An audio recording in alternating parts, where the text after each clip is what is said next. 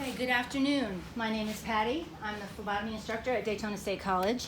I'm going to demonstrate a little bit of phlebotomy with you. I'm sure you all have a little bit of experience, which is good because you all are LPN students. Yes. Yay, go Daytona State. So what I'm going to do is I'm going to show you a little bit about each piece of equipment that we're using and the purpose of it and how to use it properly. As a nurse, I get a lot of calls. Patty, I can't get it. You find the vein, da-da-da. And they even ask me to start IVs. But I tell them, I'm sorry, I cannot do that. So first and foremost, what is the first thing you're going to do when you approach a patient room?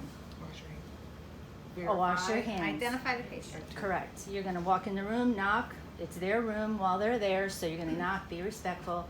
You're going to ask them, say, hello, my name is Patty, I'm from the lab. Wash your hands. And then the second thing you're going to do is what? Identify the patient. Identify the patient. Name What are and your birthday. What are your four patient identifiers? Name and birthday. Name, date of birth, two more. Medical record number and visit number. That's a H number and a V number if you work Is that at on health. the bracelet? It will be on their wristbands, yes. Now, if you have a patient that has multiple tickets, you're going to want to fan fold those open and verify each one, because I cannot tell you how many times I've drawn Sharon Smith's blood and put Stanley Smith's name on it. So you're going to want to verify each individual ticket. Are tickets orders? Yes. Okay. Tickets are orders. Okay, so we've washed our hands. We came in. We asked Sharon, what's your name and date of birth? She's telling me it's 6/8/55. And this arm is a little used and abused, but it still functions. Okay, so we're going to put our gloves on. Make sure that we have all of our equipment ready. I'm going to show you how to do a venipuncture, how to do a butterfly draw, how to do a syringe draw, and there's two different ways to do a butterfly draw. So you're going to get your alcohol. First, your tourniquet. And tourniquets are very similar to restraints. You're going to put it on, tighten it, make sure that it plumps up the vein, and then it's a one-stop thing. You just pop it and it's done. So we're going to put the tourniquet on so the vein can plump up. You're going to palpate for your vein. Now, what are you looking for when you palpate? You're looking for three things: depth, bounciness, and direction. So you're looking for all three of those things. Circles, I tend to go down like this. Doesn't really matter how you do it, but you don't want to dry that after you've wet it. Why? Because then you contaminate it. You've recontaminated it, correct. So here's your needle. This is a 22 gauge. They're all color coded. This is a 22. So you're going to take the cap off and you're going to make sure that there's no fish hooks on it. Trust me when I say there are plenty of fish hooks. You're going to anchor. Some institutes only let you do this anchor. Some will let you do this. I've always done this and I've never had a problem. But we'll anchor it. You're going to insert, bevel up, and you're going to hold it. Now, if I let go and this patient moves, there's trauma to that vein. But if I gently hold it here against the skin, then I can use the wings and it'll flow. Of course, these tubes are old. But use the wings so that there's no trauma to the vein. There you go. And then pull back with your fingers and push with your thumb. Take the tourniquet off. Cover it. No pressure. Pressure, safety. Okay, then you're going to want to dress that with a bandage or whatever. So that is your first draw. That's a Vacutainer. It also comes in 21s, because green is 21. And that's your first one. I have a question. Sure. Will the order tell you what size needle you need? No. How do you know what needle you need? Experience. I'm sorry to say, but that you gain by experience. You can tell if you put a tourniquet on every one of these people's arms, you'll be able to tell the size of the By vein. the way the vein feels. Right. In the real world, this is how I explain it to my students. I say, A vein should feel like a warm hose that's been out in the sun. Bouncy and squishy, and when they tell you that their veins roll, don't let them kid you. The veins don't roll. If They're they not move going their anywhere. arm and the way it is. Right. Veins don't roll. It's a lack of anchoring. It's a lack of anchoring. So, with a syringe draw, because I'm unprepared. Ah, yes.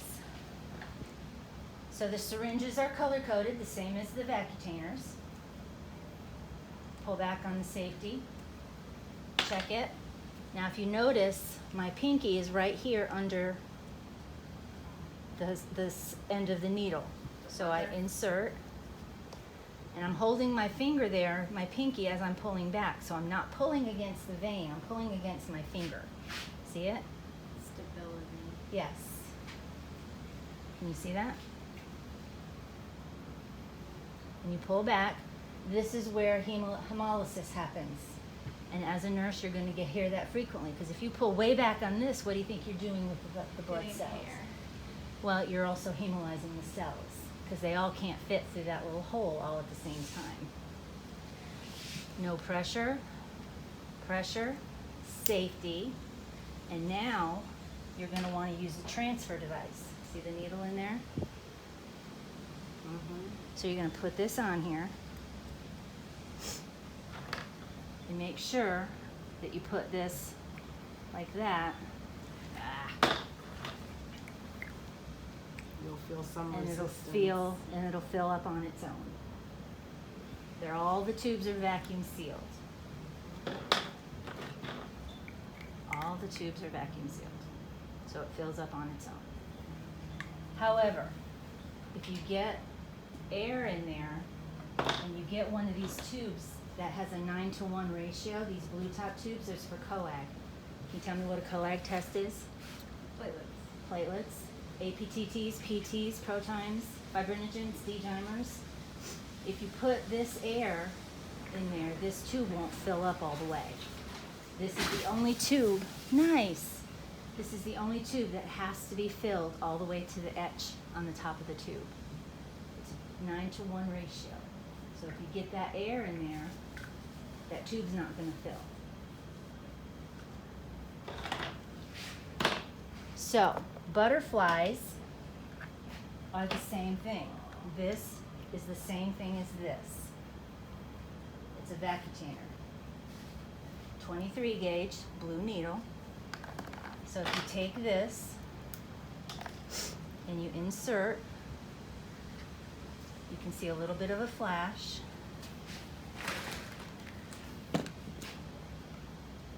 Put your tube in.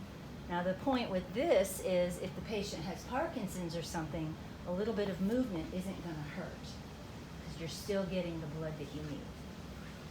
As a matter of fact, I had one today that was like that, and the blood fills up on its own. Question. Yes, ma'am. In what circumstance would you use a butterfly needle over the other one? This one, Yes. they're the Children? same size. This, It's the same size needle? yep. The blue needles are all 23s. They're all the same. And there's a butterfly that's green. It's the same size as that. So why would you choose to use that? Movement, In a patient that is has more of a tendency to move. right, that shakes. Babies, people with Parkinson's. Correct. Okay. Correct. Butterflies come in the blue color and the green color, which is all standard. Blue, green, black, and It's all the orange. same? Orange. Orange is the smallest at a 25. So then, if you listen to this, it has a safety device where if you push that little button, it goes directly from the patient arm into the safety. So there's no exposed needle. And there it is. And then you discard all of that. Now the other way you can use a butterfly is with a syringe. And this is a good scenario for your question as well. If you can't get it, you didn't see that. This will allow you to pull at your speed and your suction strength rather than the suction that's embedded in this tube. Okay. So this is set. You can't change this vacuum in here. It's like a jar of pickles. Once you pop the top, it pops and that's it. You can pull back gently on this and avoid the milkshake effect. Everybody drink a McDonald's milkshake and the straw kind of collapses and you have to let go of the suction before you can actually get some milkshake. That's what happens with the veins. Does that help put it in does. It's a perspective? good analogy. Mhm.